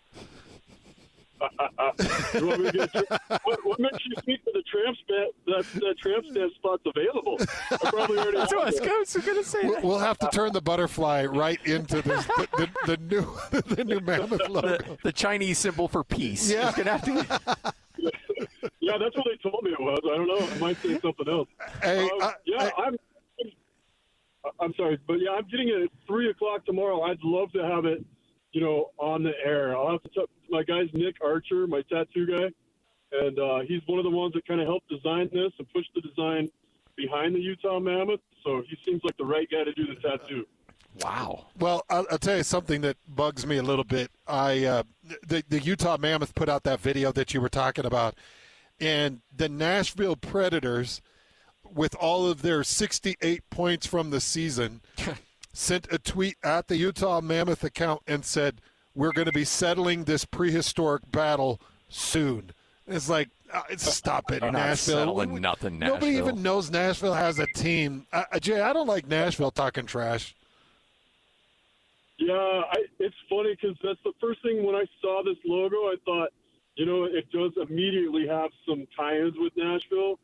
And I thought Nashville was going to be one of the best teams in the West. This last season with the off-season moves they had made, I thought they'd be good, not bad. So maybe that's the perfect team for us to start with a little rivalry because, I think we can kick their butts all day. Mm-hmm. Jay Stevens, kind enough to join us, 97.5, the KSL Sports Zone. You can tell that a lot of time, a lot of effort. I think we all knew that it was going to be Mammoth for quite some time, and I think we were just thinking to ourselves, okay, well, if we all know it's Mammoth, then let's just make the announcement. But you know what? Now that you saw what the work went into with the merchandising and the videos and everything else, they knocked this thing out of the park. It's getting a lot of national love. Yeah, and I think the timing's great. I think maybe their hand was forced a little bit by that YouTube accident they had where they accidentally kind of released the name. But it seems like they're ready to go. And, yeah, nationally, I think most of the opinions have been that they love it and that it fits. And they did an amazing job with it. And I think the fact that we kind of got to see the logos at the beginning, and then they did more work and hid like little details of Utah, with the mountains and the state of Utah and the M and the tusks being the U. I mean, they hit a lot of great little Easter eggs in that logo that I think just impressed everybody. And man, it's just, Smith Entertainment Group, they really seem to make it such a good fan experience.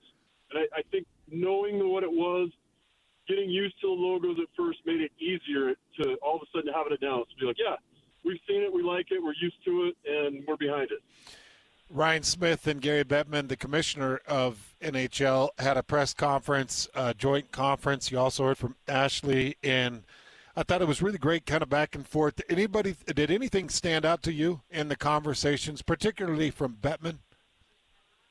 Yeah, 100%. The thing that stood out to me is when he said, they're going to do an outdoor game here, and he said there's a great facility up the spot. We've already done a site inspection, and he said right up the road. He's talking about Rice Eccles.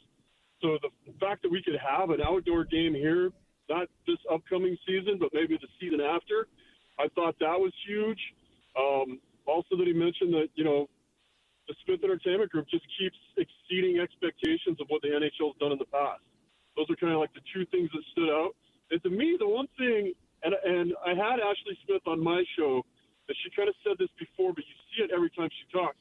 I don't think she was a hockey fan before, but I think she absolutely loves hockey now, and she loves, those athletes and what good, spokespersons they are for the, they're good ambassadors for the sport, but they're also good people that your kids can look up to. And she admits that her kids look up to those athletes, and that's a big deal. I think at the beginning they were, bringing it in as a business decision, and now it's part of their passion, and they absolutely love hockey and the athletes they brought in.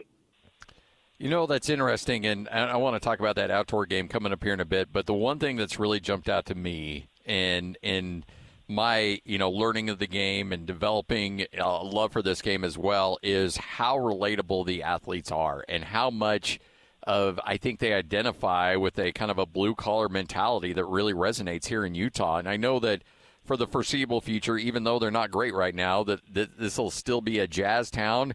But I think hockey made more inroads quicker than I thought they would in year one. People are really falling in love with this team. They love the atmosphere of games.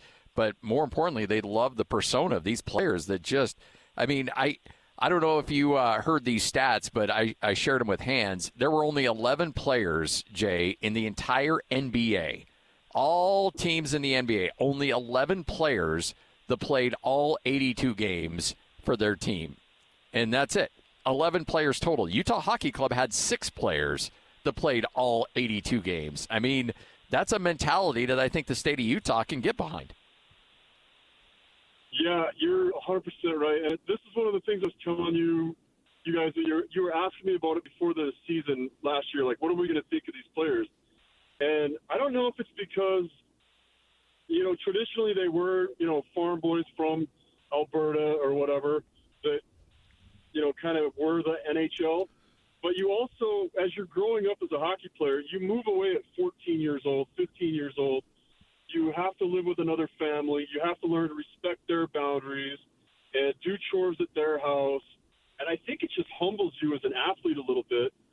And then you kind of respect the chance that you get to play in the NHL. Even the best players, Connor McDavid, Sidney Crosby, they had those experiences, and they're respectful. They know that they can't take it for granted.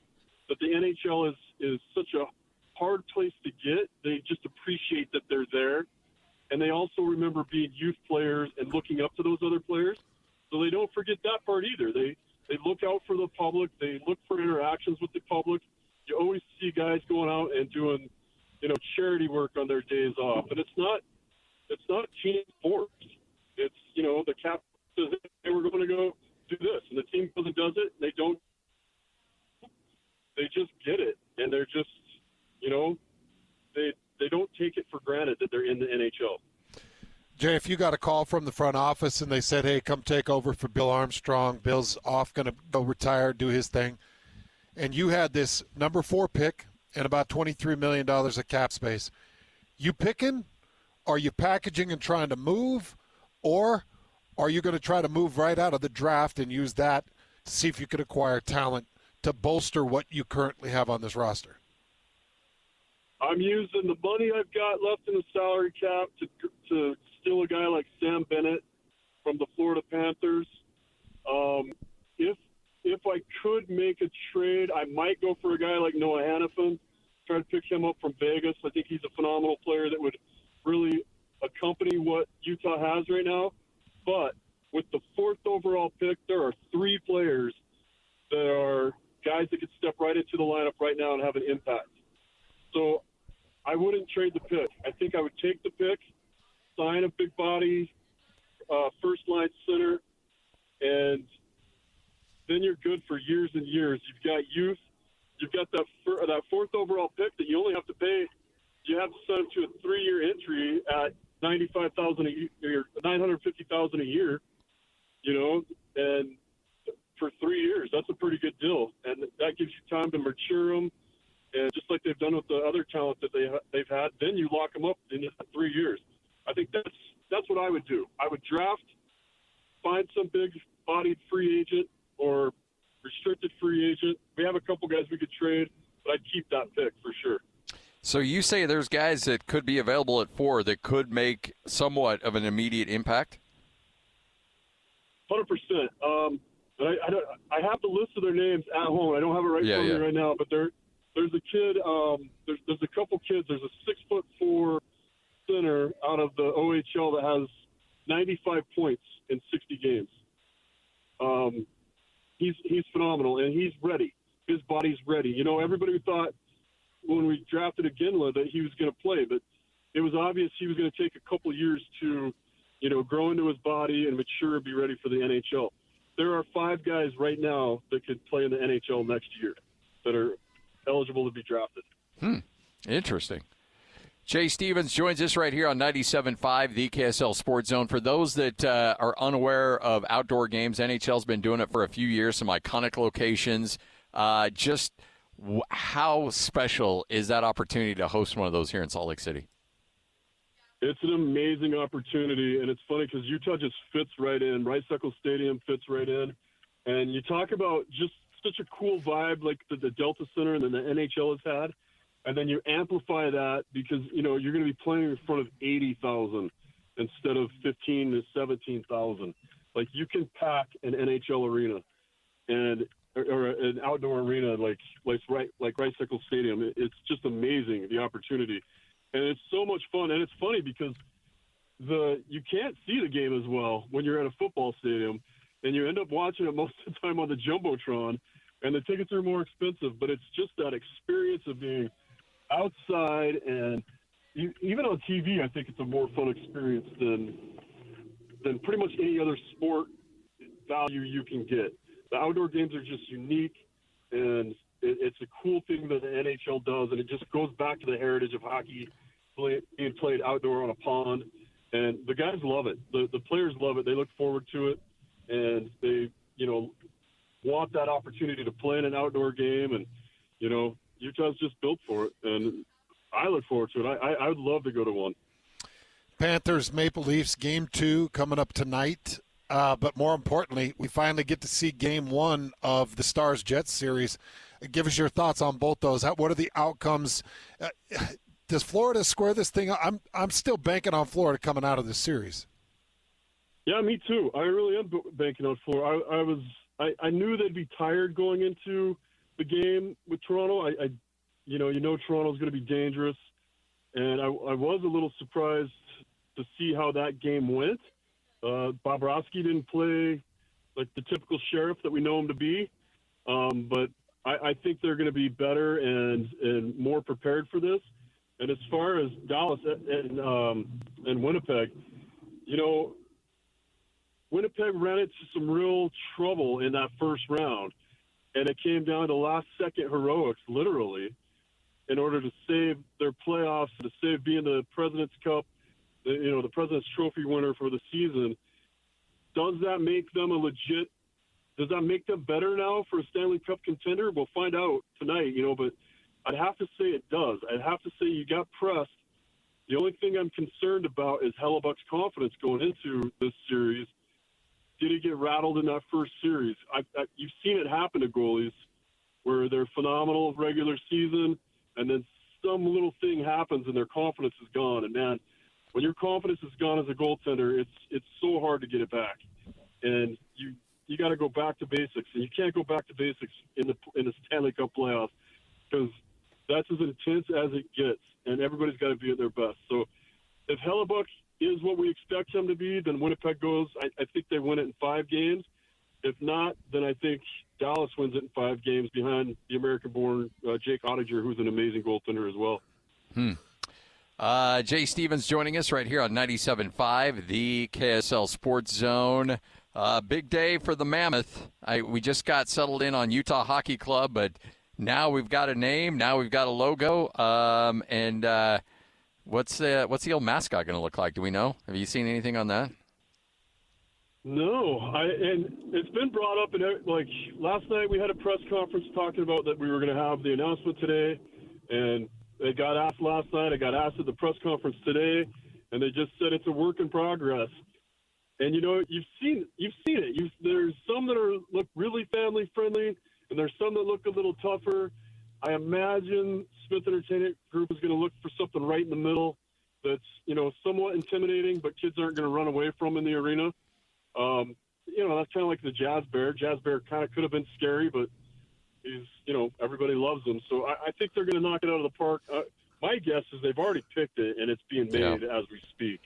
So can you verify this? Because I told Hans that Gritty's like one of the most popular mascots, and then I showed him, and then Hans was horrified by it and thought that's the most disgusting thing he'd ever seen. Number one, can you verify that he is crazy popular? And number two, can you figure out why? Because the thing's uglier than sin, man. I think that's exactly why you know, that's a fan created mascot for the Philadelphia Flyers, and he's nothing, right? You can't make sense of what it is. And he's got those crazy eyes, and they've just let him be absolutely insane. The most recent surveys I've seen, though, the most popular NHL mascot is still Harvey the Hound from the Calgary Flames, who's just got tons of swagger. he's like the jazz bear of old, doing all kinds of gymnastic tricks and like that. But yeah, that Flyers mascot, I think, is just, and they immediately put him on a ton of TV commercials, and they have him interact with all the players, and they just have him doing just crazy, stupid stuff. That's why he's so popular, is they just basically gave him the green light to be as stupid as possible, and people love other people being stupid. Harvey the Hound. I can honestly say I've never heard of Harvey the Hound before. It doubles at Chuck E. Cheese. Yeah, and that tongue seems like that could cause a problem. But is that the guy? Did somebody cut off his tongue once? Yeah, Harvey the Hound's been around for 30-plus years, and there's been a lot of incidents. He also missed the hot tub one time on a jump from the rafters where you're supposed to land in a hot tub. That notoriously ended up in the hospital. So he's been through a lot of stuff, but he's got a lot of swagger. So everybody loves Harvey the Hound.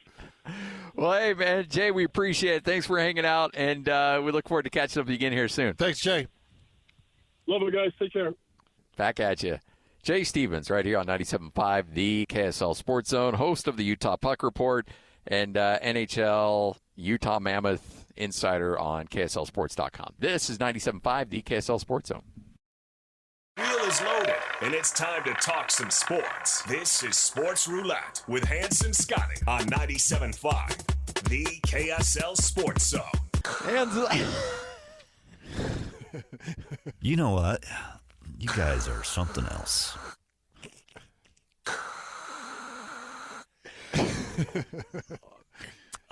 Hands and Scotty, 97.5, the KSL Sports Zone.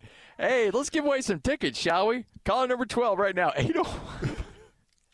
Come on, Scotty, be a professional. Sorry. 801-575-ZONE. That's 801-575-ZONE. You're going to win a pair of tickets to see Eric Church. Free the Machine Tour. Get free of that machine.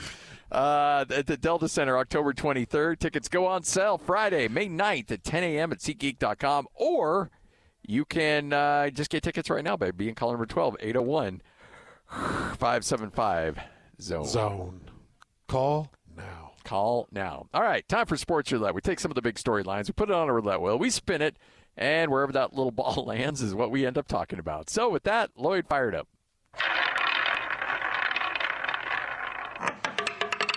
Tom Brady's kids don't like roast. They don't, and Tom Brady continues to regret the Tom Brady roast. Like, really regrets it, and has now gone on multiple podcasts and admit it.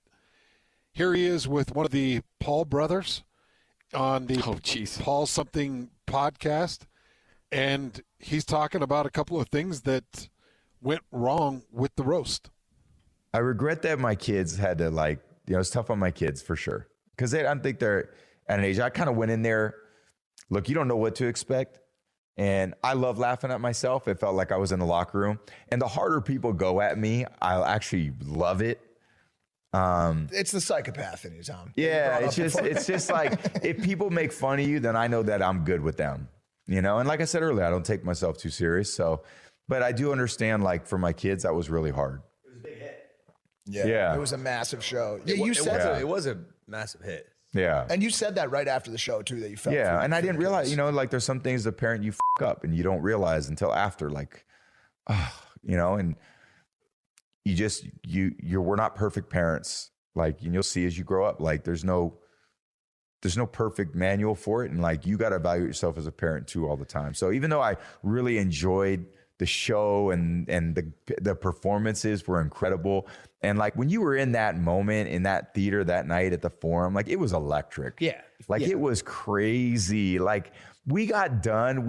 Everybody was on cloud nine. And I think that moment I'll never forget, and then I'll never forget when I talked to my kids the next day. Oh, man. And I was I felt a stake through the heart, understandably, were they mad, sad? They're protective of their mom, of their dad, of everybody, they're just, what was the point of that? Why did you do that? So it's just, you live and you learn.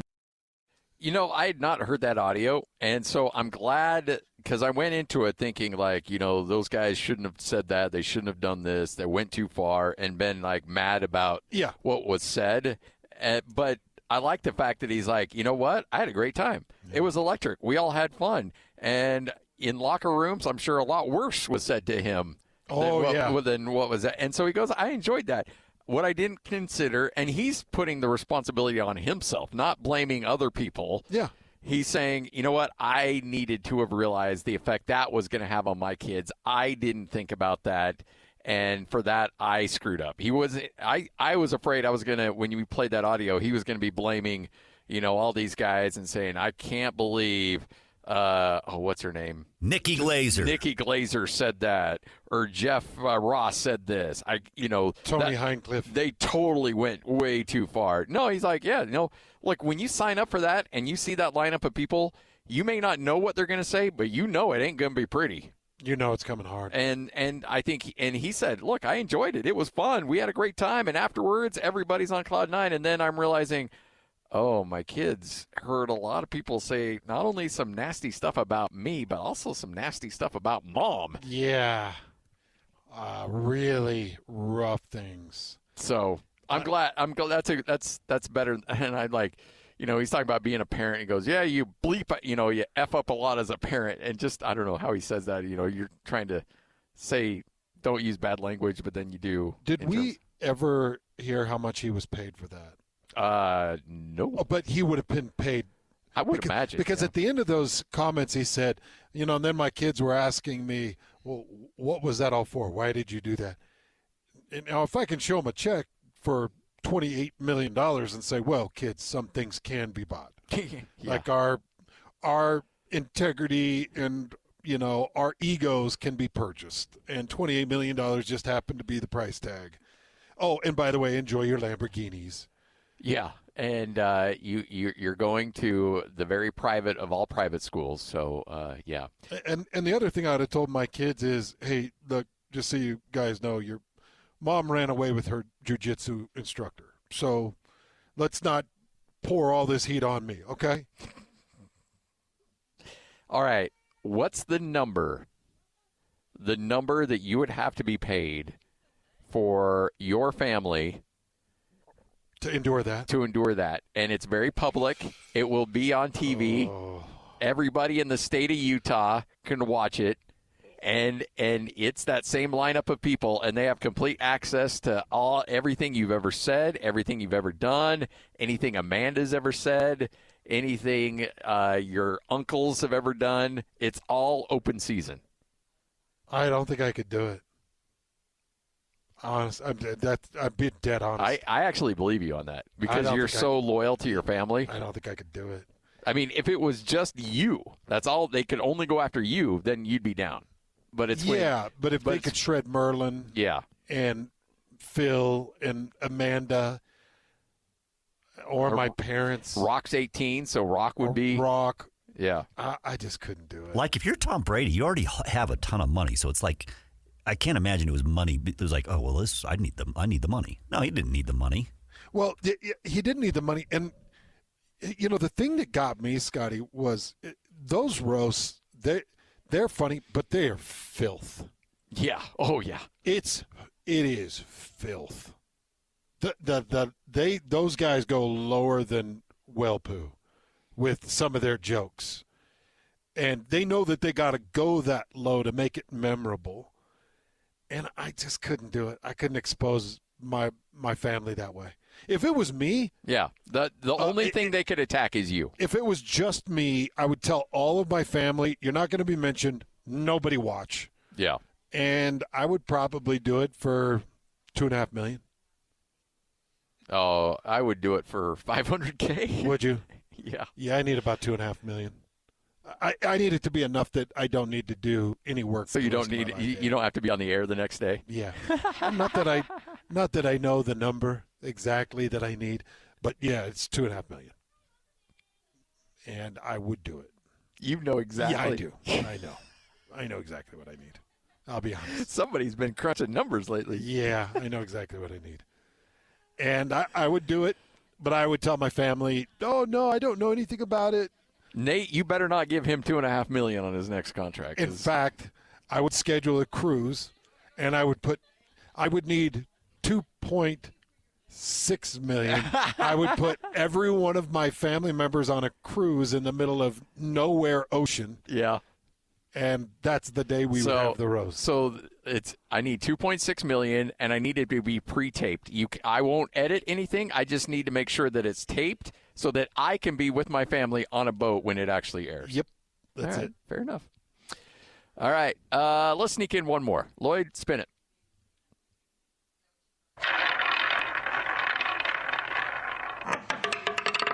No Triple Crown this year. Nope, no Triple Crown. As unfortunately, the news came out earlier that Smtih, who won the Kentucky Derby, will not be competing in the Preakness later this month. Race officials received word from the trainer Bill Mott that the 3-year-old colt will now shift its focus to the Belmont. So Journalism, who came in second at the Kentucky Derby, is now your favorite going into the Preakness. Well, darn. Doggone it. Horse darn it. I said a doggone it. Horse I know. gone it. Yeah, I know. Horse gone it. Yeah. Oh. No. You know, you car crashed me way too quick. I wouldn't have Lloyd. given him a car crash for that. That was a good effort. You car crashed me way too quick. So there have been 13 Triple Crown winners in history. And by the way, we mentioned history. History goes back 150 years. Yeah. No, this is a lot of history So here. it goes back a lot of years. 13 Triple Crown winners. And it's going to stay that way, at least for the foreseeable future. Did you know, I was reading a thing that said that every one of the field for the Kentucky Derby, it was all sired by, or at least a bloodline of Secretariat. Yeah. Let's just say Secretariat had himself a good retirement. Yeah. Secretariat is the Genghis Khan of horse racing. Yeah. I mean, that's a retirement that I think. I don't know if Ethan of Teton Wealth can work that into a retirement package, but that's let's just say the Secretariat had himself a pleasant golden years. Yes, he did.